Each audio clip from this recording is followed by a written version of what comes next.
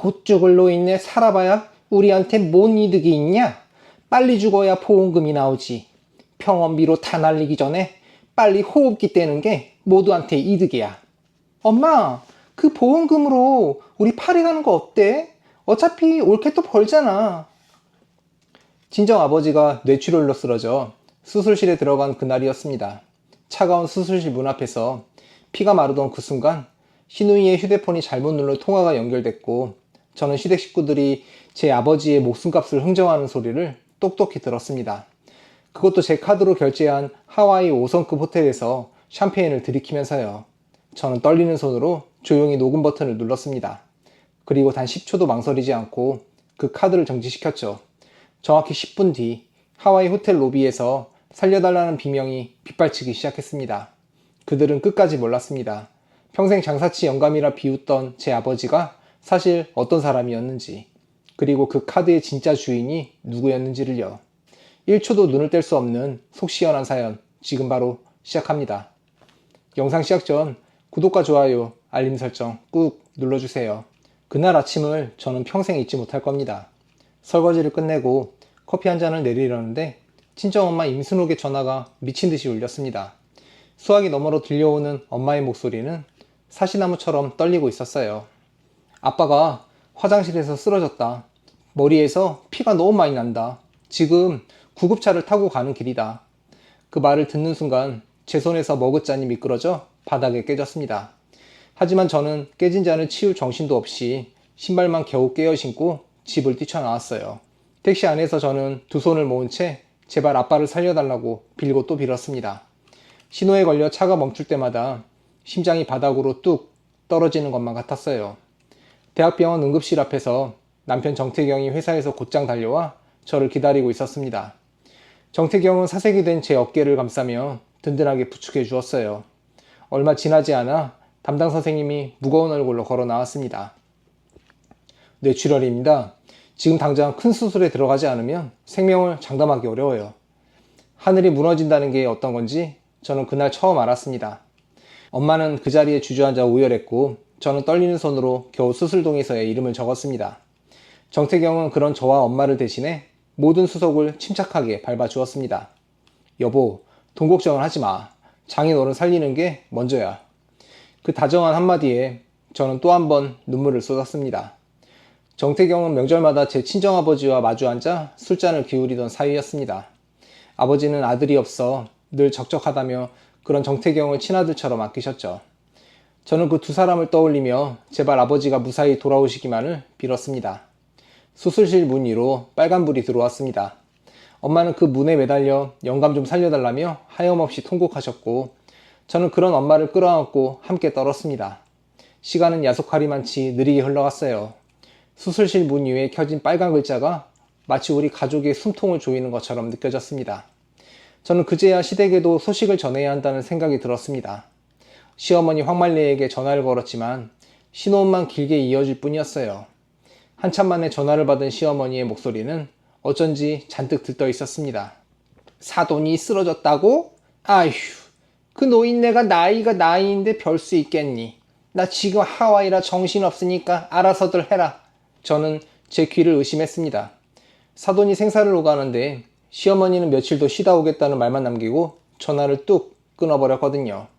평생 제 친정아버지를 시장에서 장사나 하던 영감이라 깔보던 시댁이었습니다.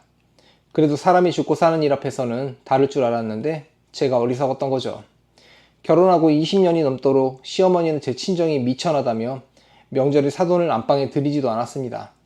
아버지가 정성껏 보낸 선물도 늘 받는 둥 마는 둥 구석에 처박아 두던 분이었죠. 수술이 시작된 지 1시간쯤 지났을까요? 주머니 속 제 휴대폰이 짧게 진동했습니다. 시누이 정수빈에게서 걸려온 전화였어요. 받자마자 들려온 건 제 인사가 아니라 자기들끼리 깔깔대는 웃음소리였습니다. 가방 속에서 전화가 잘못 눌린 모양이었어요. 저는 무슨 일인가 싶어 휴대폰을 귀에 바짝 가져다 댔습니다. 사돈 영감, 이왕 이렇게 된 거 빨리 호흡기 떼는 게 낫겠다. 괜히 병원비만 버리잖아. 시어머니의 목소리였습니다. 이어서 시누이 정수빈이 신이 나서 맞장구를 쳤어요. 맞아 엄마. 사돈 돌아가시면 올케한테 보험금이 꽤 짭짤하게 떨어질 텐데 그 돈으로 우리 다음에 또 오자. 그때 심해부 배상철의 능글맞은 목소리까지 끼어들었습니다. 그럼요. 처남이 알아서 다 박아줄 테니 우리는 즐기기만 하면 됩니다. 수화기 너머로 유리잔이 부딪히는 소리와 한가로운 음악 소리가 섞여 들려왔습니다. 저희 가족 카드로 결제한 하와이 5성급 호텔에서 그들은 죽어가는 제 아버지의 목숨값을 흥정하고 있었던 겁니다. 그 말이 제 고막을 때리는 순간 제 안에서 마지막까지 버티던 무언가가 툭 하고 끊어졌습니다. 손이 부들부들 떨렸어요. 가슴속에서 뜨거운 불덩이 같은 것이 치밀어 올라 숨이 막혔어요. 하지만 저는 울지 않았습니다. 오히려 머리가 얼음처럼 차갑게 식어갔어요. 저는 떨리는 손으로 휴대폰의 녹음 버튼을 눌렀습니다. 그들의 웃음소리를, 그 끔찍한 말 한마디 한마디를 단 하나도 빠짐없이 담았습니다. 옆에서 함께 그 소리를 들은 정태경의 얼굴이 새하얗게 질렸습니다. 평생 착한 아들로 살며 어머니와 누나를 감싸온 사람이었거든요. 그런 남편의 두 눈동자가 충격으로 심하게 흔들리고 있었어요. 정태경은 떨리는 입술로 무엇라 말하려다 끝내 아무 말도 하지 못하고 주먹만 꽉 쥐었습니다. 저는 말없이 카드 관리 앱을 열었습니다. 시댁이 마음껏 긁어대던 그 가족 카드는 사실 남편 돈이 아니라 제 이름으로 된 제 카드였습니다. 저는 망설임 없이 결제 한도를 빵으로 바꾸고 거래 정지 버튼을 꾹 눌렀어요. 버튼을 누르는 제 손가락에는 단 한치의 떨림도 남아있지 않았습니다. 정확히 10분 뒤였습니다. 잠잠하던 제 휴대폰이 다시 미친 듯이 울리기 시작했어요. 시어머니와 시누이, 심해부의 이름이 번갈아가며 화면을 가득 채웠습니다. 부재중 전화는 순식간에 20통, 30통을 넘어갔죠. 저는 그중 한 통을 받았어요. 하와이 호텔 로비에서 결제가 막혀 발이 묶인 시댁 식구들의 비명이 한꺼번에 쏟아졌습니다. 조금 전까지 제 아버지의 목숨값을 흥정하며 깔깔대던 그 입에서 이번에는 살려달라는 소리가 터져나오고 있었죠. 낯선 이국 호텔 로비에서 사람들의 따가운 시선을 받으며 발을 동동 구르고 있을 그들의 모습이 눈에 선했습니다. 저는 아무 말 없이 전화를 끊었습니다. 그리고 다시 굳게 닫힌 수술실 문을 바라보았어요. 여러분, 저는 그날 그 차가운 복도에서 조용히 결심했습니다. 피로 이어진 사이라도 사람의 도리를 저버린 자들과는 기어이 끝을 내기로 말입니다. 그리고 그때까지만 해도 저는 알지 못했습니다. 이것이 저들의 길고 처참한 추락의 시작에 불과했다는 사실을요. 제가 왜 그 지경이 되도록 시댁을 참고만 살았는지 그 이야기를 하려면 시간을 한참 거슬러 올라가야 합니다. 저와 남편 정태경은 27 동갑내기로 만나 결혼했고 어느새 결혼 22년차 부부가 되었어요. 하나뿐인 아들 정도윤은 듬직하게 자라 지금은 군에서 나라를 지키고 있죠. 남들이 보기에 저희는 번듯한 아파트에 살며 부족함 없는 가정이었습니다. 하지만 그 풍족함의 뿌리가 어디에서 나온 것인지 시댁 식구들은 끝까지 알지 못했습니다. 시어머니는 동네 사람들에게 우리 아들이 며느리 하나 호강시킨다며 어깨를 으쓱이고 다녔어요. 그 호강이 사실은 제 친정에서 나온 것이라는 사실은 꿈에도 모른 채로 말이죠. 정태경은 그저 평범한 회사원이었습니다. 남편은 매달 자기 월급에서 시어머니 황말리에게 생활비를 보내고 시누이 정수빈의 빚, 이자까지 대신 갚아주었어요. 시어머니와 시누이는 그 돈이 전부 잘난 아들이 벌어다주는 돈이라 철석같이 믿었습니다. 하지만 정작 저희가 사는 넓은 아파트도 시댁이 마음껏 긁어대던 그 가족 카드도 사실은 제 친정아버지 서동근이 마련해 주신 것이었습니다. 아버지는 평생 새벽 시장 좌판을 떠나지 않고 한 푼, 두 푼 모으신 분이었어요. 손에 물 마를 날 없이 일하면서도 정작 당신을 위해서는 10년 넘은 낡은 점퍼 한 벌로 겨울을 나셨죠. 그렇게 아끼고 아껴 모은 돈으로 딸인 제게 집을 사주시기도 사위 기죽는다며 그 사실을 시댁에는 절대 알리지 말라 신신당부하셨습니다. 시댁은 그런 아버지를 두고 시장 바닥에서 비린내나 풍기는 장사치 영감이라 비웃었지만 그 영감이 진짜 어떤 사람인지는 상상조차 하지 못했죠. 저는 결혼하기 한참 전부터 아버지가 사모은 가게들을 대신 관리하며 우리 친정의 진짜 형편을 누구보다 잘 알고 있었습니다. 다만 그 사실을 시댁에 굳이 알릴 이유가 없었을 뿐이에요. 사실 시댁의 구박은 결혼 첫날부터 시작됐습니다. 시어머니는 신혼 첫 명절부터 친정에서 해온 이불이 싸구려 티가 난다며 친척들 앞에서 대놓고 핀잔을 주었어요. 또 명절마다 제 손에 시댁 친척들 용돈까지 일일이 챙기게 했고 저는 그게 며느리의 당연한 도리인 줄로만 알았어요. 그때만 해도 저는 갓 시집온 새색시였으니 다 그런가 보다 하며 입술을 깨물고 넘겼습니다. 그래도 시댁의 행포가 본격적으로 심해진 건 시아버지가 돌아가신 뒤 지난 10여 년 사이였습니다. 그나마 점잖은 시아버지가 세상을 떠나자 시어머니와 시누이는 거리낄 것이 하나도 없어졌거든요. 특히 시누이 정수빈은 분수에 넘치는 집을 사겠다고 큰 빚을 졌다가 그 이자조차 감당하지 못하는 처지였습니다. 매달 50만원씩 그 이자를 꼬박꼬박 메워준 사람이 바로 제 남편이었죠. 저는 몇 달 전 우연히 남편의 통장 내역을 보다가 시누이 이름으로 다달이 빠져나가는 그 돈을 처음 발견했습니다. 이게 대체 무슨 돈이냐 묻자 정태경은 제 눈치를 살피며 더듬더듬 변명을 늘어놓았어요. 누나가 집 사면서 받은 대출 이자가 밀려서 그것만 잠깐 메워주는 거야. 잠깐이라던 그 돈은 이미 1년 넘게 새어나가고 있었습니다. 제가 정신이 있는 거냐고 따지자 남편은 제 두 손을 붙잡고 사정했어요. 딱 이번만 모른 척 해줘. 누나가 길에 나앉게 생겼다잖아. 내가 더 잘할게. 그 애원하는 얼굴을 보면 저는 또 마음이 사르르 약해지고 말았습니다. 저렇게 정에 약한 사람을 제가 무슨 수로 이기겠어요. 형편이 어렵다며 매달 손을 벌리던 정수빈은 정작 시어머니를 끼고 백화점을 제 집처럼 드나들었습니다. 어느 날 마트에서 명품 가방을 든 두 사람과 딱 마주쳤을 때 제가 무심코 한마디를 건네자 시어머니가 대뜸 저를 쏘아붙였습니다. 넌 남편 잘 만나서 호강하는 주제에 뭐가 그리 못마땅하니? 제 식구 좀 도와주겠다는데. 옆에 있던 정수빈도 코웃음을 치며 거들었어요. 꼴캐는 돈 좀 번다고 사람을 아주 깔보네. 도와주고도 오히려 제가 피도 눈물도 없는 매정한 사람이 되어버린 겁니다. 명절이면 저는 새벽부터 혼자 부엌에 서서 기름 냄새에 절어가며 전을 부쳤습니다. 시누이는 손톱 하나 까딱하지 않고 거실에 앉아 텔레비전만 보았고 시어머니는 친정이 미천하다며 저를 늘 면박했어요. 그날도 시어머니는 기름때 묻은 제 앞치마를 위아래로 훑으며 혀를 끌끌 찼습니다. 어휴, 친정에서 뭘 배웠는지 손이 영 야물지가 못해. 그러니 그 집안이 그 모양 그 꼴이지. 뜨거운 기름이 손등에 튀어도 아픈 줄 모를 만큼 저는 그 말 한마디에 가슴이 더 쓰렸습니다. 손목이 시큰거리도록 상을 차려내도 저는 그 집에서 늘 죄인처럼 고개를 숙여야 했습니다. 여러분, 사람이 10년 넘게 이렇게 고개만 숙이고 살다 보면 어느 순간 화를 내는 법조차 잊어버리게 됩니다. 그런데도 제가 이를 악물고 참아온 이유는 단 하나, 바로 제 남편 때문이었습니다. 시댁 앞에서는 한없이 무른 호구였지만 제 친정 앞에서는 그보다 더 다정한 사이가 없었거든요. 장인이 몸살이라도 나면 퇴근길에 전복죽을 사들고 달려가는 사람이었고 친정 부모 생신은 제 생일보다 더 살뜰히 챙기는 사람이었어요. 작년 제 생일에는 시댁 식구 누구도 전화 한 통 없었지만 정태경은 새벽같이 일어나 서툰 솜씨로 미역국을 끓여 제 앞에 내밀었습니다. 그런 남편을 보고 있으면 시댁을 향한 원망도 어느새 스르륵 녹아버리곤 했죠. 저는 그 다정한 미소 하나를 지켜주려고 밑 빠진 독에 물을 붓듯 새어나가는 돈을 그저 모른 척 눈 감아 주었습니다. 하지만 한번 눈 감아 줄 때마다 시댁의 요구는 점점 더 뻔뻔해졌고 그 끝이 바로 하와이에서 들려온 그 통화였던 겁니다. 지금 이 순간에도 시댁 식구들은 그 먼 하와이 호텔에서 끊긴 카드 앞에 발이 묶인 채 빛을 내서라도 호텔비를 막느라 발을 동동 구르고 있을 터였습니다. 22년을 참아온 제 인내심은 그날로 완전히 끝났습니다. 그리고 며칠 뒤 하와이에서 황급히 돌아온 시댁이 제 집 현관문을 두드리면서 진짜 전쟁의 막이 올랐습니다. 하와이에서 돌아온 시댁 식구들은 제게 사과 한마디 건네지 않았어요. 나중에 전해 들으니 카드가 막힌 그날 밤 심해부 배상철은 호텔 직원 앞에서 진땀을 빼며 여기저기 돈을 구하려 다녔고 시누이 정수빈은 급한 대로 비상대출까지 받아 겨우 호텔비를 막았다더군요.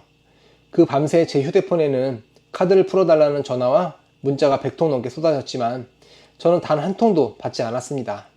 그런데 귀국하자마자 그들이 제일 먼저 한 일은 반성이 아니라 제 집 현관문을 쾅쾅 두드리는 것이었습니다. 문을 열자마자 시어머니가 신발도 벗지 않고 거실로 성큼 들이닥쳤어요. 야, 네가 감히 내 아들 카드를 끊어? 우리가 하와이에서 얼마나 망신을 당했는지 알기나 해?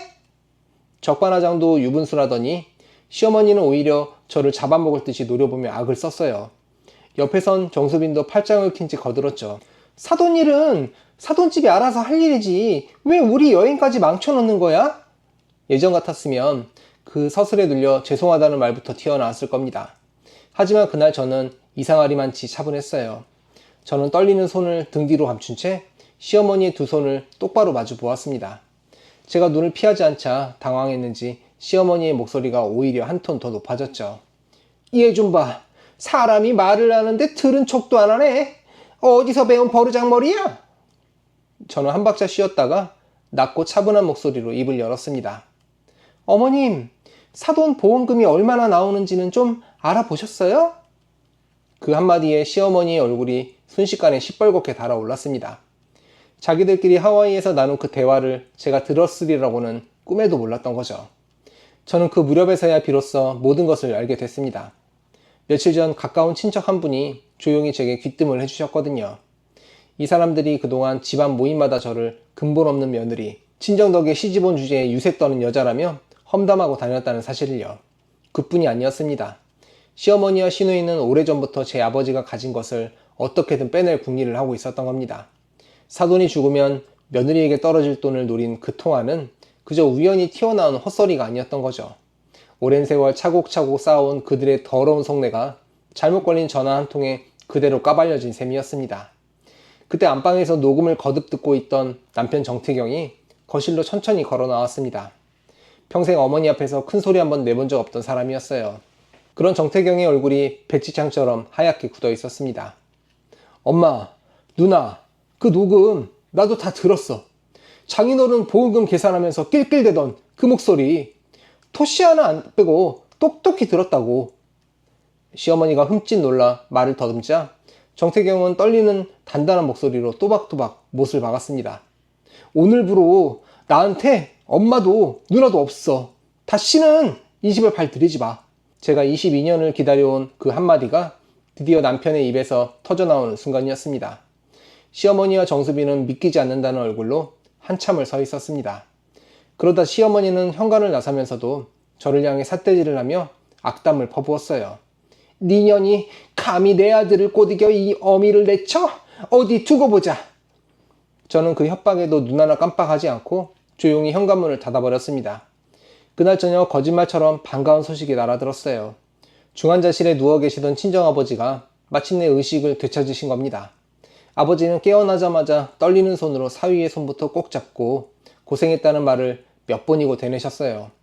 친정엄마 임순옥은 그 손을 부여잡고 또 한 번 눈물을 쏟으셨고 정태경은 그런 두 분 곁을 친아들처럼 묵묵히 지켰습니다. 생사를 오가던 아버지가 다시 눈을 뜨신 그 순간 저는 다리에 힘이 풀려 병실 바닥에 주저앉을 뻔했습니다.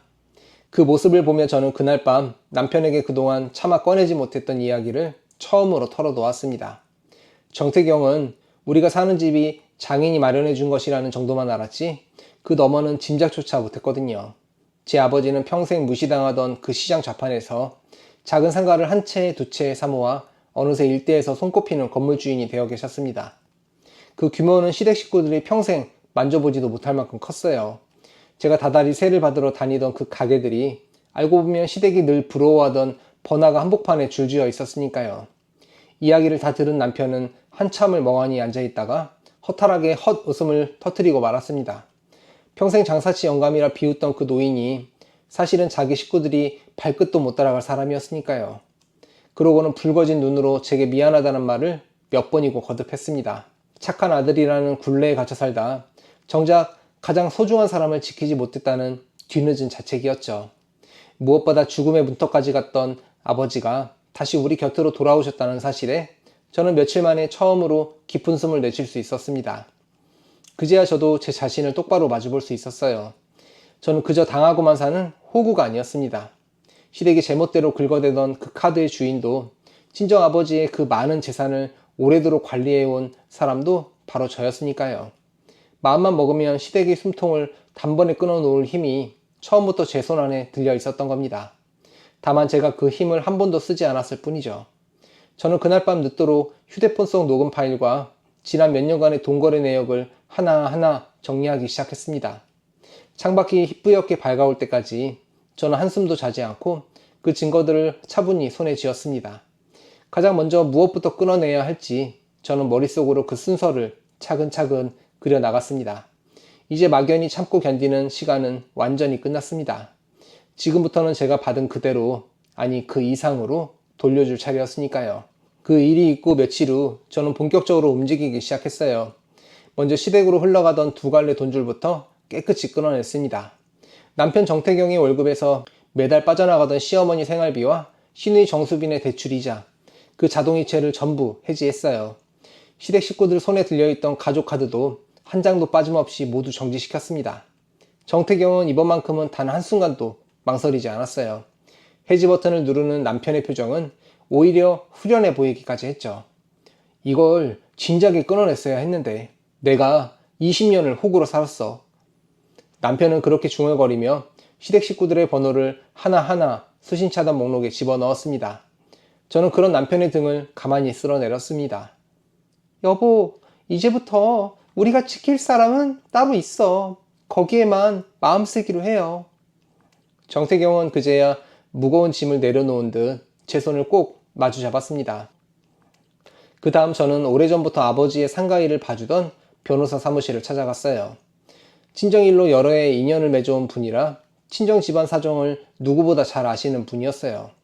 지난 몇 년간 남편이 시누이 부부 대신 갚아준 대출이자와 생활비가 적지 않았거든요. 저는 그 모든 돈을 한 푼도 빠짐없이 돌려받기로 마음먹었습니다. 변호사는 제가 내민 통장 거래 내역과 이체 기록을 꼼꼼히 살펴보더니 고개를 끄덕였습니다.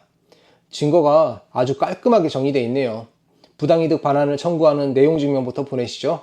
변호사는 만약 시댁이 끝까지 돈을 돌려주지 않으면 그 다음 절차로 넘어갈 수 있다고 차분히 일러주었습니다. 저는 한 번에 모든 걸 쏟아붓는 대신 한 단계씩 천천히 그들의 숨통을 조여가기로 했습니다. 며칠 뒤 시누이 정수빈 앞으로 그동안 받아간 돈을 모두 반환하라는 내용 증명이 발송됐습니다. 저는 거기서 멈추지 않았죠. 시어머니와 정수빈이 공짜로 긁어대던 가족카드 사용 내역 그리고 하와이 호텔 결제 기록까지 전부 출력해 날짜별로 차곡차곡 모아두었어요. 무엇보다 그날의 통화 녹음 파일은 변호사와 따로 검토한 뒤 가장 깊은 곳에 단단히 보관했습니다. 돈줄이 갑자기 끊기자 시댁에 평온했던 일상은 순식간에 금이 가기 시작했습니다. 매달 들어오던 돈만 믿고 살림을 꾸려온 시어머니는 당장 그달 관리비와 공과금조차 막지 못해 쩔쩔맸습니다. 동네에서 며느리 덕에 호강한다며 으스대던 그 자존심은 온데간데 없이 여기저기 돈을 빌리러 다니는 신세가 됐죠. 매달 비싼 회비를 내며 다니던 사모님 모임에도 더는 얼굴을 내밀지 못하게 됐습니다. 그렇게 떵떵거리던 사람이 하루아침에 쪼그라드는 데는 단 한 달도 걸리지 않았어요. 시누이 정수빈은 더 다급했습니다. 하와이에서 짐 빚에다가 동생이 대신 내주던 대출이자까지 한꺼번에 끊기자 은행 독촉 전화에 밤잠을 설쳤거든요. 무리하게 사들인 그 집마저 흔들릴 처지에 놓이자 정수빈은 백수 남편 배상철을 붙잡고 매일같이 악다구니를 벌였습니다. 2년째 일자리 하나 못 구하고 빈둥대던 배상철은 이제와 다 네 동생 탓이라며 되레 큰 소리를 쳤더군요. 그 좋던 부부 사이가 돈줄 하나 끊기자 순식간에 원수처럼 갈라서기 시작한 겁니다. 시댁 식구들은 정태경에게 하루에도 수십 통씩 전화를 걸어댔습니다. 처음엔 애원하다가 그게 통하지 않자 곧 험한 협박으로 돌변했죠. 급기야는 다 늙은 시애미를 길에 나앉게 할 셈이냐며 동네방네 며느리 욕을 하고 다니겠다고 으름장을 놓기도 했답니다. 하지만 남편은 단 한 통도 받지 않았습니다. 직접 집과 병원까지 찾아와 문을 두드리기도 했지만 저희는 끝내 문을 열어주지 않았어요. 한 번은 시어머니가 회복 중인 아버지의 병실 앞까지 쳐들어와 소리를 지르며 행패를 부리려 했습니다. 다른 환자들이 놀라 문을 빼꼼히 내다볼 만큼 큰 소동이었습니다. 저는 그 소란 한가운데로 걸어가 떨리는 기색 하나 없이 차분하게 한마디만 던졌습니다. 한 번만 더 소란 피우시면 그땐 정말 경찰을 부를 거예요. 시어머니는 분을 삭히지 못한 채 돌아설 수밖에 없었습니다. 그날 이후 저는 시댁의 어떤 연락에도 일절 반응하지 않았어요. 그저 아버지의 회복을 돕고 친정의 일을 차분히 정리하는 데만 온전히 마음을 쏟았죠. 제가 침묵하면 할수록 시댁 식구들은 점점 더 안절부절 못했습니다. 대체 며느리가 무슨 꿍꿍이를 꾸미고 있는 건지 그들로서는 도무지 알 길이 없었으니까요. 하지만 그게 바로 제가 노린 것이었습니다. 당장 화를 내고 따지는 건 누구나 할 수 있는 일이죠. 진짜 무서운 건 아무 말 없이 조용히 칼을 가는 사람입니다. 여러분, 저는 그동안 참기만 했던 게 결코 약해서가 아니었다는 걸 그제야 깨달았습니다. 다만 그 칼을 언제 꺼내야 가장 깊이 박히는지를 묵묵히 기다리고 있었을 뿐이죠. 저는 시댁이 제풀에 무너져 내릴 그 순간을 기다리며 마지막 한 방을 위한 준비를 차근차근 끝마치고 있었습니다. 그리고 한 달 뒤 마침내 그들이 발딛고 선 모든 것이 한꺼번에 무너져내리기 시작했습니다. 한 달이 흐른 뒤 시댁의 가짜 왕국은 모래성처럼 허물어지기 시작했습니다. 불과 2달 전만 해도 그들은 제 카드를 들고 하와이 5성급 호텔에서 샴페인을 터뜨리던 사람이었어요. 그런데 단 한 달 만에 그 화려하던 일상이 거짓말처럼 바닥으로 곤두박질 친 거예요. 가장 먼저 무너진 사람은 시어머니 황말레였습니다. 평생 아들 돈만 믿고 손에 물 한 방울 안 묻히며 살아온 사람이었거든요. 그런데 매달 들어오던 생활비가 뚝 끊기자 당장 살고 있는 그 집의 월세부터 밀리기 시작했습니다. 그렇습니다. 시어머니가 그토록 떵떵거리며 살던 그 집도 사실은 아들이 보증금을 대준 월세집이었거든요. 자기 명의로 된 재산이라고는 단 한 푼도 없으면서 그동안 남의 돈으로 사모님 행세를 하며 살아온 셈이었습니다. 그 사실이 동네에 알려지자 평생 쌓아 올린 시어머니의 체면은 그야말로 폭삭 땅에 떨어졌어요. 관리비 독촉장이 날아오고 평생 쌓아 올린 사모님 행세가 하루아침에 거품처럼 꺼졌습니다. 시어머니는 평소 자기를 따르던 동네 친구들에게까지 돈을 꾸러 다녔습니다. 하지만 그토록 떵떵거리던 사람이 손을 벌리자 사람들은 하나 둘 등을 돌리며 슬그머니 자리를 피했어요. 급한 마음에 동네 사람들 앞에서는 며느리가 늙은 시애미를 굶겨 죽이려 한다며 눈물을 짜냈지만 정작 그 말을 믿어주는 이는 아무도 없었습니다. 그도 그럴 것이 그동안 시어머니가 며느리 험담을 어찌나 하고 다녔는지 동네에 모르는 사람이 없었으니까요. 시누이 정수빈의 사정은 더 처참했습니다. 하와이에서 급하게 끌어다 쓴 빚에 동생이 막아주던 대출 이자까지 한꺼번에 끊기자 빚더미가 눈덩이처럼 불어났습니다. 무리해서 산 그 집은 결국 은행에 넘어갈 위기에 처했고 신용은 바닥까지 떨어졌어요. 명품 가방을 들고 백화점을 휩쓸던 정수빈이 이제는 단돈 몇만 원이 없어 쩔쩔매는 처지가 된 겁니다. 제가 보낸 내용 증명에도 정수빈은 끝까지 모르쇠로 버텼습니다. 오히려 동생이 좋아서 준 돈을 왜 돌려주냐며 콧방귀를 뀌었죠. 하지만 그건 제 손의 통장 기록이며 이체 내역이 빠짐없이 쥐어 있다는 걸 모르고 한 소리였습니다. 끝내 반환을 거부하자 변호사는 미리 일러준 그 다음 단계로 넘어갔습니다. 정수빈이 그토록 자랑하던 그 집에 가압류가 들어간 겁니다. 빨간 딱지가 붙던 날 정수빈은 그 자리에 주저앉아 울부짖더군요. 그 꼴을 본 백수 남편 배상철은 그날로 짐을 싸며 정수빈에게 모진말을 내뱉었습니다. 네가 잘난 동생 믿고 흥청망청 쓸 때부터 알아봤어. 나 이런 거지 속을해서 더는 못 살아. 정수빈은 그런 남편의 바짓가랑이를 붙잡고 매달렸지만 배상철은 끝내 뒤도 돌아보지 않고 떠나버렸습니다. 돈이라는 끈 하나로 이어져 있던 그들의 관계가 그 끈이 끊기자마자 산산조각이 난 거죠. 한솥밥 먹던 시댁 식구들끼리도 이제 서로를 헐뜯기 시작했습니다. 정수빈은 엄마가 욕심을 부리다 일이 이 지경이 됐다며 시어머니를 원망했고 시어머니는 딸년이 분수도 모르고 집을 사서 이 꼴이 났다며 맞받아쳤죠. 돈줄이 끊기자 그렇게 똘똘 뭉쳐 저를 괴롭히던 사람들이 서로를 물어뜯기 바빴습니다. 발등에 불이 떨어진 그들은 그제야 다시 저와 남편에게 매달리기 시작했어요. 하지만 이번에는 협박이 아니라 애원이었어요. 제발 한 번만 살려달라. 카드만 다시 열어달라며 빌고 또 빌었죠. 그렇게 기세등등하던 사람이 맞나 싶을 만큼 처량하게 잦아들어 있었습니다. 얘야, 내가 잘못했다. 이 늙은이가 굶어 죽게 생겼어. 카드만 잠깐 열어주면 안 되겠니? 불과 한 달 전 사돈이 곱게 눈 감는 게 낫다며 깔깔대던 그 입에서 나온 말이라고는 도무지 믿기지가 않았어요. 정태경은 그 전화를 받지도 않았고 저 역시 흔들리지 않았습니다. 그들이 제 아버지의 목숨값을 흥정하던 그 순간을 저는 단 하루도 잊은 적이 없었으니까요. 그렇게 시댁이 바닥을 향해 굴러떨어지던 어느 날이었습니다. 친정아버지 서동근이 마침내 건강을 되찾고 퇴원하셨습니다.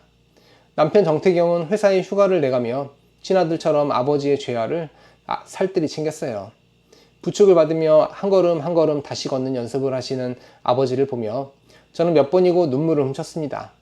죽음의 문턱까지 갔던 분이 다시 제 손을 잡고 웃어주시는 것만으로도 저는 세상을 다 가진 것 같았으니까요. 아버지는 회복을 기념해 그동안 곁을 지켜준 가족과 가까운 친척들을 한자리에 불러 모으셨어요. 오랜만에 모인 친척들 앞에서 아버지는 떨리지만 또렷한 목소리로 입을 여셨습니다. 내가 죽다 살아나 보니 누가 진짜 내 가족인지 똑똑히 알겠더구나. 조용하던 거실에 아버지의 목소리가 낮게 울려 퍼졌습니다. 평소 말수 적던 분이 작심한 듯 입을 여시자 친척들도 숨을 죽이고 귀를 기울였어요. 그러고는 평생 가슴에 묻어두었던 이야기를 처음으로 꺼내놓으셨죠. 당신이 그 시장 좌판에서 평생을 바쳐 번화가 한복판의 상가 건물을 여러 채 읽어낸 사람이라는 사실을요. 좌중이 술렁였습니다. 다들 그저 시장에서 장사하는 평범한 노인인 줄로만 알았으니까요. 이어서 아버지는 더 놀라운 말씀을 하셨습니다. 내 전 재산은 한평생 나를 살뜰히 모신 내 딸과 사위에게 전부 물려줄 거다. 다른 누구에게도 단 한 푼 갈 일은 없어. 그 자리에서 어떻게든 소식을 듣고 찾아온 시어머니와 시누이도 있었습니다. 두 사람의 얼굴이 그 순간 백지장처럼 하얗게 질렸어요. 평생 시장 영감이라 비웃으며 목숨값이나 승정하던 그 노인이 사실은 자신들이 발끝도 못 따라갈 어마어마한 재산의 주인이었던 겁니다. 그리고 그 재산이 며느리에게, 그것도 자기들이 호구라 깔보던 저에게 전부 돌아간다는 사실에 두 사람은 넋이 나가고 말았습니다. 그 자리에 모인 친척들도 두 사람을 향해 곱지 않은 눈길을 보냈습니다. 사돈이 사경을 헤매는데 그 돈으로 하와이를 갔다는 소문이 이미 집안에 파다하게 퍼져 있었거든요. 그 와중에도 시어머니는 마지막 자존심을 부여잡고 악을 썼습니다. 사돈, 그래도 우리가 사돈댁이랑 사돈간인데 정이라는 게 있지 않습니까? 평생 사돈을 장사치 영감이라 깔보던 입에서 정을 운운하는 꼴이라니 저는 헛웃음이 나왔습니다. 저는 그 얼어붙은 두 사람 앞으로 천천히 걸어갔습니다. 그리고 22년 동안 단 한 번도 하지 못했던 말을 차분하고 또렷하게 꺼냈죠. 정수빈이 떨리는 목소리로 끼어들었습니다. 옳게, 우리가 좀 심하긴 했지만 그래도 한 식구잖아. 저는 그 말에 차갑게 미소 지으며 시어머니를 향해 돌아섰습니다. 어머님, 그동안 마음껏 긁으시던 그 카드 말이에요. 그거 처음부터 끝까지 제 이름으로 된 제 카드였습니다. 시어머니의 입술이 파르르 떨렸습니다. 어머님이 우리 아들 돈이라고 믿으셨던 그 풍족함, 전부 어머님이 장사치 영감이라 비웃던 제 아버지 돈이었어요. 저는 한마디 한마디를 못 박듯 또박또박 이어갔습니다. 그러니까 어머님은 그렇게 무시하던 제 친정돈으로 평생 사모님 행세를 하셨던 거죠. 저는 잠시 숨을 고른 뒤 마지막 못을 박았습니다. 저희 부부가 사는 그 아파트도, 어머님이 부러워하던 그 집도 전부 제 아버지가 딸 주려고 사준 집이에요. 어머님 아들이 번 게 아니라고요. 시어머니는 다리에 힘이 풀렸는지 그 자리에 털썩 주저앉았습니다. 곁에 서 있던 남편 정태경은 그런 어머니를 부축하려고도 하지 않았습니다. 다만 차갑게 가라앉은 목소리로 한마디를 보탰을 뿐이죠. 엄마가 그렇게 무시하던 사람들이 엄마를 평생 먹여 살린 거야. 그 말에 시어머니는 아들의 바짓단을 붙잡고 매달렸지만 정태경은 조용히 그 손을 떼어냈습니다.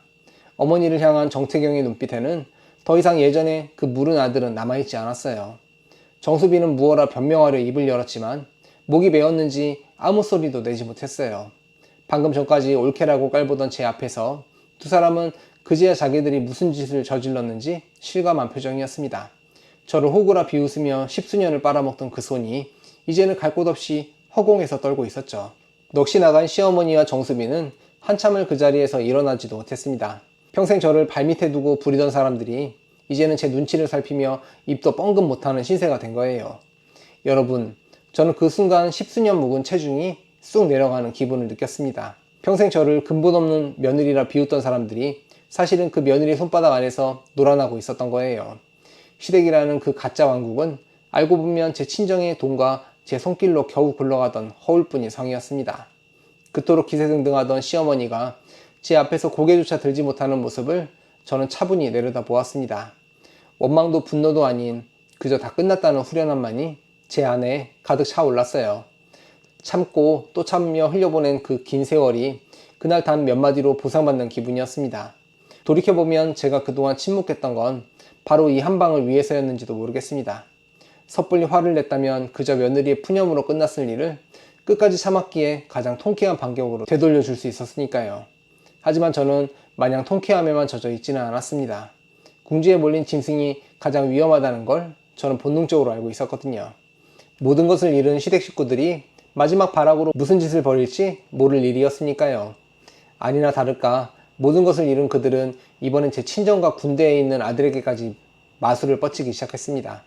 그리고 그 불길한 예감은 며칠 지나지 않아 끔찍한 현실이 되어 우리 가족을 덮쳤어요. 그로부터 며칠 뒤 시댁 식구들의 마지막 발악이 시작됐습니다. 돈줄이 끊기고 재산까지 가압류당하자 더는 잃을 게 없어진 그들은 그야말로 물불을 가리지 않았어요. 저는 통쾌함도 잠시 이들이 마지막으로 무슨 짓을 벌일지 몰라 마음을 단단히 다잡았습니다. 가장 먼저 움직인 건 시어머니 황말래였습니다. 카드도 막히고 가압류까지 당해 더는 기댈 곳이 없어지자 시어머니는 엉뚱하게도 사돈에게 손을 벌리기로 작정한 모양이었습니다. 어느 날 아침 시어머니는 회복 중이신 친정아버지 서동훈의 집으로 택시를 잡아타고 무작정 서들어왔어요. 대문 앞에서부터 사돈을 찾으며 악을 쓰는 통에 온 동네 사람들이 창문을 열고 내다볼 정도였습니다. 저는 황급히 달려나갔지만 시어머니는 이미 거실까지 밀고 들어와 아버지 앞에 떡하니 자리를 잡고 앉아 있었습니다. 사돈, 우리가 한때 사돈간이었는데 어떻게 이럴 수 있습니까? 재산 좀 나눠 쓰자는 게 그렇게 큰 죄요?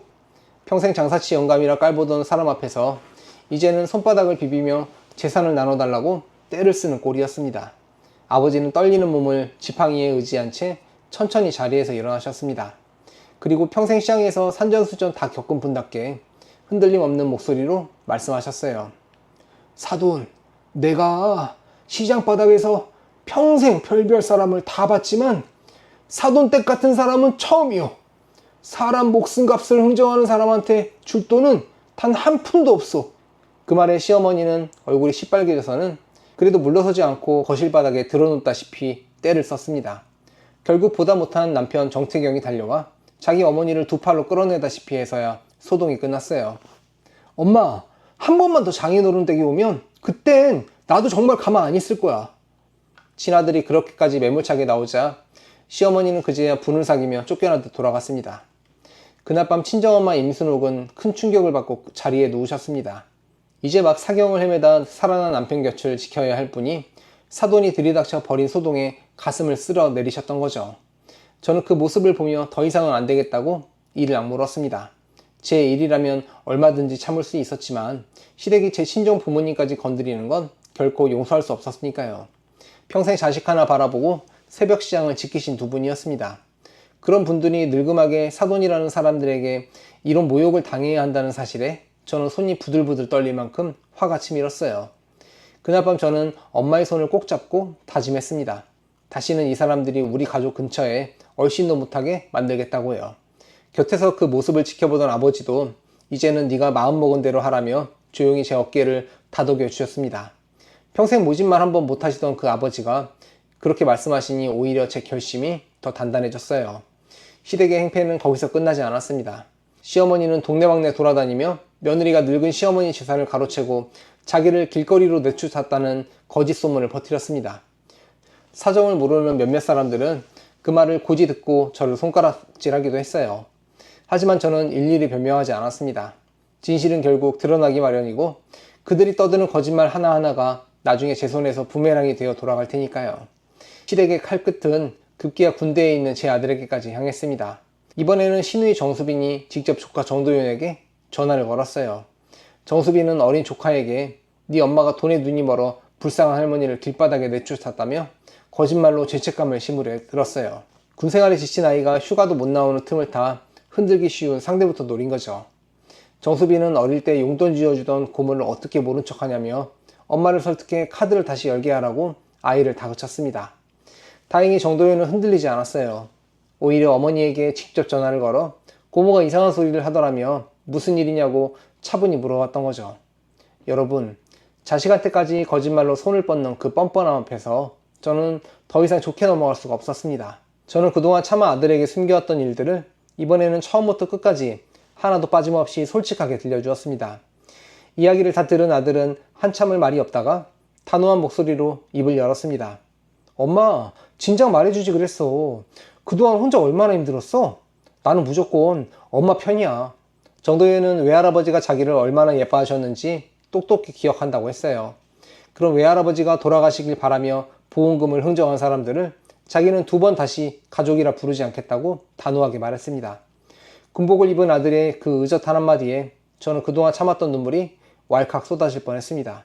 적어도 제 아들만큼은 시댁처럼 사람의 도리를 저버린 아이로 자라지 않았다는 게 그렇게 고마울 수가 없었어요. 아들에게마저 거절당한 정수빈은 이번엔 제 직장과 친정 가게까지 찾아와 행패를 부리겠다며 으름장을 놓았습니다. 하지만 그럴수록 저는 더 침착해졌어요. 그들이 막다른 골목으로 스스로 걸어 들어갈수록 제가 쥔 칼은 점점 더 날카로워지고 있었으니까요. 한편 시어머니와 정수빈은 남편 정태경에게도 번갈아 매달렸습니다. 어미를 이렇게 버리는 법이 어디 있냐며 울고불고 하다가도 안 통하면 곧 모진 저주를 퍼붓기 일쑤였죠. 하지만 정태경은 그 어떤 말에도 마음을 돌리지 않았습니다. 어머니와 누나가 장인의 목숨값을 흥정하던 그 목소리를 남편 역시 단 하루도 잊지 못하고 있었으니까요. 며칠 뒤에는 심해부 배상철까지 끼어들었습니다. 가압류로 집까지 잃고 정수빈과 갈라서기로 한 마당이었지만 떠나기 전 마지막으로 한몫 챙길 셈이었던 모양이에요. 2년 동안 천암돈으로 빈둥거리며 살던 사람이 끝까지 남의 주머니나 노리고 있었던 거죠. 배상철은 저를 따로 불러내 능글맞은 얼굴로 협박을 늘어놓았습니다. 그 하와이 통화녹음 있잖아. 그게 세상이 퍼지면 양쪽 집안 다 망신 아니야? 나한테 조용히 입막음 값이나 좀 쥐어주면 없던 일로 해줄게. 적반하장도 이런 적반하장이 없었습니다. 제 아버지의 목숨값을 흥정하던 자기들 잘못은 쏙 빼놓고 그걸 빌미로 오히려 저한테 돈을 뜯어내려 든 거죠. 배상철은 자기가 그 통화 내용을 다 안다며 며느리 입장에서 집안 망신당하기 싫으면 알아서 기라는 식으로 거들먹거렸습니다. 저는 그 능글맞은 얼굴을 똑바로 마주보며 오히려 차분하게 미소 지었습니다. 그 녹음 퍼져서 곤란한 건 제가 아니라 그쪽이실 텐데요. 우리 아버지 보험금 계산하면서 제일 신나게 떠든 게 누구였더라? 그 말에 배상철의 능글맞던 얼굴이 순식간에 굳어버렸습니다. 자기 목소리가 그 녹음에 고스란히 담겨 있다는 걸 그제야 떠올린 모양이었어요. 저는 더 볼 것도 없다는 듯 자리에서 일어나 그대로 등을 돌렸습니다. 정수빈과 갈라서는 마당에도 마지막까지 한몫 챙기려던 그 속셈이 어찌나 추하던지요. 돈 앞에서 부부도 핏줄도 한순간에 등을 돌리는 그들의 민낯을 저는 그날 똑똑히 보았습니다. 저는 그날부터 시댁 식구들의 모든 행동을 하나도 놓치지 않고 기록하기 시작했습니다. 친정에 서들어와 행패 부린 일, 아들에게 거짓말로 전화한 일, 배상철이 입막음 값을 요구한 일까지 통화 내용은 빠짐없이 담아두고 문자는 화면째 저장하고 동네에 퍼진 거짓 소문은 누가 언제 무엇을 말했는지까지 꼼꼼히 적어두었습니다. 배상철이 입막음 값을 요구하며 늘어놓던 협박까지 그 자리에서 고스란히 담아두었죠. 그들이 마지막 발악이라며 벌리는 모든 짓이 사실은 제 손에 쥐어질 또 다른 칼이 되고 있었던 겁니다. 변호사는 그 자료들을 하나하나 짚어보더니 고개를 끄덕였어요. 이 정도면 협박이며 명예훼손으로 충분히 책임을 물을 수 있다고 했습니다. 저는 서두르지 않았어요. 그들이 더 깊은 수렁으로 제 발로 걸어 들어오도록 그저 차분히 지켜보기만 했죠. 그러던 어느 날 시어머니가 또다시 친정으로 쳐들어왔습니다. 이번에는 자기 편을 들어줄 동네 사람 몇을 데려와 며느리가 시어머니 재산을 가로채고 늙은이를 굶긴다며 더 큰 소동을 벌였어요. 회복 중이신 아버지가 그 소란에 다시 쓰러지기라도 할까봐 저는 가슴이 철렁 내려앉았습니다. 친정엄마는 사돈을 말리다 그만 손목까지 접질리셨고 그 모습을 본 순간 제 안에서 마지막 남은 인내심마저 완전히 끊어졌습니다. 하지만 그건 시어머니의 가장 큰 실수였습니다. 바로 그 자리에서 저는 더 이상 참지 않기로 마음 먹었으니까요. 저는 떨리는 두 손을 꽉 쥐었습니다. 더 이상 참는 것은 미덕이 아니라 제 가족을 위험에 빠뜨리는 어리석음일 뿐이었으니까요. 이제 제가 그동안 조용히 갈아둔 칼을 그들 앞에 꺼내 보일 때가 된 겁니다. 그동안 모은 통화 파일과 증거, 그리고 변호사가 준비한 서류까지 저는 시댁 식구들이 두 번 다시 우리 가족을 넘보지 못하도록 마지막 한 방을 준비하고 있었습니다. 그리고 한 방은 그들이 상상하던 것보다 훨씬 차갑고 철저했습니다. 친정엄마가 손목까지 다친 그 소동이 있던 그 다음날 저는 마침내 그동안 갈아둔 칼을 꺼냈습니다. 그동안 아무 말 없이 침묵하던 제가 드디어 움직이기 시작하자 시댁 식구들은 그제야 사태의 심각성을 느끼는 듯 했습니다. 저는 오래전부터 우리 집안일을 봐주던 변호사와 함께 시댁 식구들에 대한 정식 대응에 들어갔습니다. 친정에 쳐들어와 행패 부린 일, 거짓 소문을 퍼뜨려 제 명예를 더럽힌 일, 그리고 입막음 값을 요구하며 협박한 일까지 그동안 차곡차곡 모아둔 증거들을 하나도 빠짐없이 내밀었습니다. 무엇보다 결정적이었던 건 그들이 하와이에서 제 아버지의 목숨값을 흥정하던 그 통화였어요. 변호사는 이 정도 증거라면 그들이 빠져나갈 구멍은 어디에도 없다고 했습니다. 저는 이를 크게 벌려 양쪽 집안을 다 망신 주고 싶은 마음은 없었어요. 다만 그들이 두 번 다시 우리 가족을 함부로 건드리지 못하도록 분명한 선을 그어둘 필요가 있었습니다. 오랜 세월 좋게 넘어가 준 결과가 결국 그 끔찍한 통화였으니 이번에는 어설픈 동정 따위 두지 않기로 했죠. 그 무렵 시댁 식구들이 하와이에서 사돈의 목숨값을 흥정했다는 소문이 친척들 사이에 쫙 퍼졌습니다. 사실 그 소문의 불씨는 저들이 스스로 지핀 것이었죠. 재산을 나눠달라며 친척들에게 매달리던 시어머니가 오히려 제 발등을 찍을 셈이었으니까요. 사돈이 사경을 헤매는데 그 돈으로 하와이에서 호캉스를 즐기고 보험금을 계산했다는 이야기에 친척들은 하나같이 등을 돌렸습니다. 평생 양반 행세를 하며 친척들 앞에서 으스대던 시어머니는 그렇게 집안에서 완전히 외면당하는 신세가 됐어요. 명절이면 친척들을 불러 모아 상석에 앉던 사람이 이제는 어느 집 경조사에도 초대받지 못하게 되었습니다. 시누이 정수빈 역시 마찬가지였어요. 그 잘난 척하던 사람이 사돈 보험금이나 계산하던 여자라는 손가락질을 받으며 친척들 사이에서 완전히 발 디딜 곳을 잃었죠. 여러분, 뿌린 대로 거둔다는 옛말이 그르지 않더군요. 시댁 식구들이 저지른 짓에 대한 법적인 책임도 하나둘 차례차례 확정됐습니다. 제 카드로 하와이 호텔비를 떠넘기고 그동안 부당하게 받아간 돈을 끝까지 돌려주지 않은 정수빈에게는 그 돈을 모두 갚으라는 결정이 내려졌습니다. 저를 협박하고 거짓 소문을 퍼뜨린 일에 대해서도 시댁 식구들은 그에 합당한 책임을 져야 했어요. 끝까지 발뺌하던 배상철 역시 입막음 값을 요구하던 고스란히 담긴 증거 앞에서는 더 이상 빠져나갈 수 없었습니다. 가압류가 들어갔던 정수빈의 그 집은 결국 경매로 넘어가고 말았어요. 명품 가방을 들고 백화점을 휩쓰던 정수빈은 하루아침에 작은 단칸방으로 짐을 옮겨야 했습니다.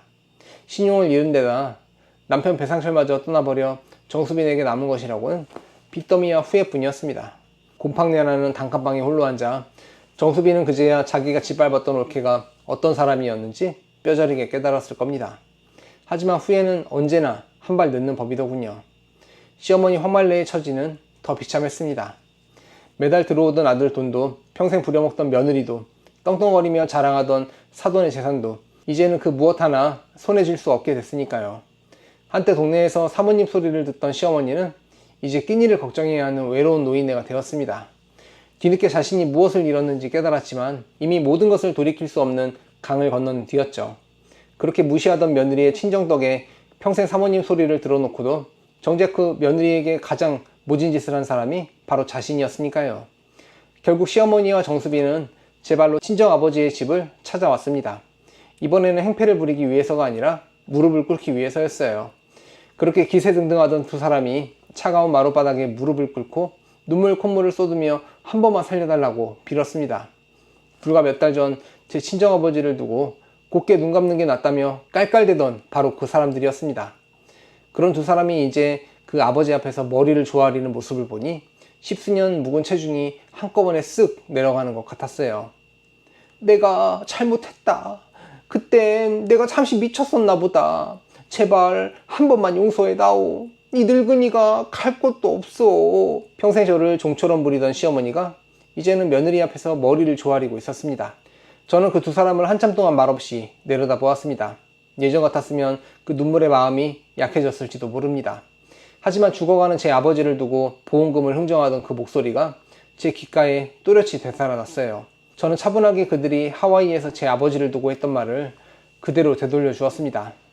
어머님, 이왕 이렇게 된 거 곱게 물러나시는 게 모두에게 좋지 않겠어요? 그 말에 시어머니 얼굴이 새파랗게 질렸습니다. 자기들이 제 아버지를 두고 내뱉었던 그 잔인한 말이 부메랑이 되어 그대로 돌아온 거죠. 옆에 있던 정수빈도 새파랗게 질려 무어라 변명하려 했지만 저는 손을 들어 그 말을 막았습니다.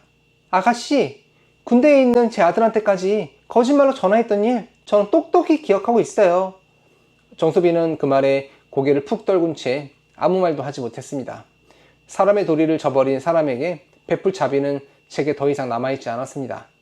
그동안 어머니 앞에서 한없이 무르기만 하던 남편 정태경이 그날만큼은 한 걸음도 물러서지 않았습니다. 곁에서 두 사람을 지켜보던 정태경이 천천히 입을 열었습니다. 엄마, 누나, 그동안 받아간 돈 한 푼도 빠짐없이 갚고 우리 장인어른께 진심으로 사과하세요. 그게 마지막입니다. 그러고는 더없이 차갑고 단호한 목소리로 못을 박았습니다. 오늘부로 나한테 엄마도 누나도 없어. 그러니까 두 번 다시 우리 가족 앞에 나 평생 어머니라면 꼼짝 못하던 아들의 입에서 나온 그 한마디가 길고 질긴 시댁과의 인연에 마침표를 찍었습니다. 결국 시어머니와 정수빈은 받아간 돈을 갚겠다는 각서를 쓰고서야 그 집을 나설 수 있었습니다. 친정아버지도 그날 모든 재산 정리를 깔끔하게 마무리하셨습니다. 당신의 재산 가운데 단 한 푼도 시댁 쪽으로는 흘러가지 않도록 모든 것을 딸인 저와 사위에게만 남기셨어요. 시댁 식구들이 그토록 탐내던 그 재산은 결국 그들이 평생 무시하고 짓밟았던 사람들에게로 온전히 돌아간 겁니다. 아버지는 사위 정태경의 손을 꼭 잡고 진짜 아들이 따로 없다며 고마워하셨어요. 친아들처럼 당신을 간호하고 끝까지 곁을 지켜준 사위를 아버지는 그 누구보다 믿고 아끼셨으니까요. 길고 지독했던 그 악연에 완전히 마침표를 찍었습니다. 이제 우리 곁에는 서로를 진심으로 아끼는 진짜 가족만이 남게 됐죠. 돌이켜보면 제가 22년을 묵묵히 참아온 건 결코 약해서가 아니었습니다. 끝까지 견뎌낸 사람만이 마지막에 웃을 수 있다는 걸 저는 그제야 온몸으로 깨달았으니까요. 그날 저녁 저희 가족은 오랜만에 한자리에 둘러앉아 따뜻한 밥상을 마주했습니다. 회복하신 아버지가 환하게 웃으시고 엄마가 그 곁에서 눈물을 훔치시는 모습을 보며 저는 가슴이 벅차올랐어요. 그리고 그 길로 모진 겨울이 지나고 우리 가족에게는 그 무엇보다 따뜻한 봄날이 찾아오고 있었습니다. 그로부터 2년이라는 시간이 흘렀어요. 계절이 2번 바뀌고 또 2번 바뀌는 동안 참 많은 것이 변했어요. 지금 저희 가족의 삶은 그 끔찍했던 시절이 거짓말처럼 느껴질 만큼 달라졌습니다. 가장 기쁜 일은 사경을 헤매시던 친정아버지 서동근이 완전히 건강을 되찾으셨다는 거예요. 이제는 지팡이도 없이 매일 아침 공원을 산책하시고 동네 노인정에서 장기를 두며 호탕하게 웃으십니다. 사위 정태경의 지극 정성 어린 간호가 없었다면 불가능했을 기적이었죠. 아버지는 요즘도 사위 자랑을 하느라 입에 침이 마를 새가 없으십니다. 지난 봄에는 온 가족이 함께 제주도로 여행을 다녀왔어요. 그동안 거머리 같은 시댁에 쏟아붓던 돈과 마음을 이제는 오로지 진짜 가족을 위해 쓸 수 있게 된 거죠. 바닷가를 거닐며 환하게 웃으시는 부모님을 보고 있으면 저는 가슴 한구석이 뭉클해지곤 합니다.